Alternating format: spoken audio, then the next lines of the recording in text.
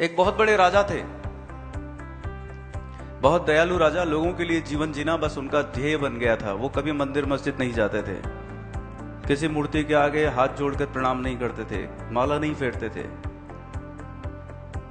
परोपकार ही उनका जीवन था। सुबह उठते रात तक लोगों की सेवा में ही अपना पूरा दिन बिताते थे। उनके राज्य में प्रजा बहुत खुश थी।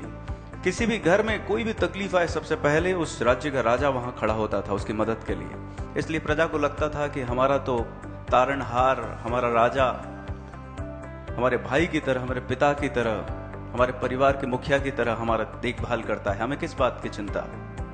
एक बार उस राज्य में देवदूत दिखे राजा को। देवदूत के हाथ में बहुत बड़ा रजिस्टर था, बही खाता था। राजा ने हाथ जोड़कर कहा, देवदूत कहां जा रहे हो और आपके हाथ में ये क्या है? बोले, राजन मेरे हाथ में बही खाता है। किन लोगों का नाम लिखा है इसमें?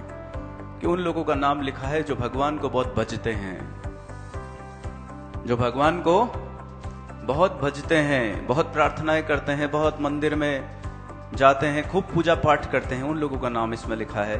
तो राजन हाथ जोड़कर निराश होकर कहता है, देखिए मेरा नाम तो होगा नहीं इसमें, मैं तो भजन कीर्तन करता नहीं, मैं तो मंदिर जाता नहीं, इतना कभी कभार चला गया तो ठीक है, लेकिन मेरा नाम तो शायद नहीं होगा। पूरा बही खाता देवदूत देख लेते हैं, लेकिन राजा का नाम कहीं नहीं दिखता। देवदूत थोड़े मायूस होते हैं तो राजन कहता है, आपको मायूस होने की आवश्यकता नहीं, बिल्कुल ठीक है आपका बही खाता, बिल्कुल सत्य लिखा है इसमें। मैंने भगवान को भजा ही नहीं तो मेरा नाम कैसे होगा इसमें। कुछ समय बीतता है, राजा उसी प्रकार से परोपकार में लगा रहता है। एक समय फिर से वो देवदूत नजर आते हैं। अब देवदूत के हाथ में एक छोटी सी डायरी, कुछ ही पन्ने उसमें। राजन पूछते हैं, देवदूत ये आपका इतना बड़ा बही खाता था पहले, अब तो आपके हाथ में छोटी सी डायरी है, इसमें क्या लिखा है?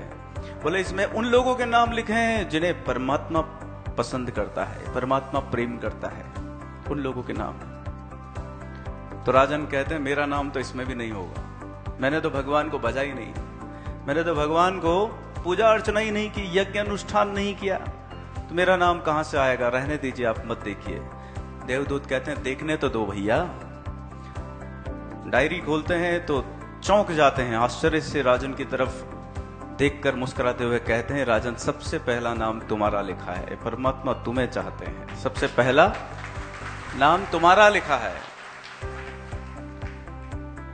कितना भी भज लो परमात्मा को, यदि आपने ईश्वर द्वारा बनाए हुए दुखी व्यक्ति के हृदय में बैठे हुए भगवान की सेवा अर्चना नहीं की, तो कितना भी भज लो कोई तात्पर्य नहीं है।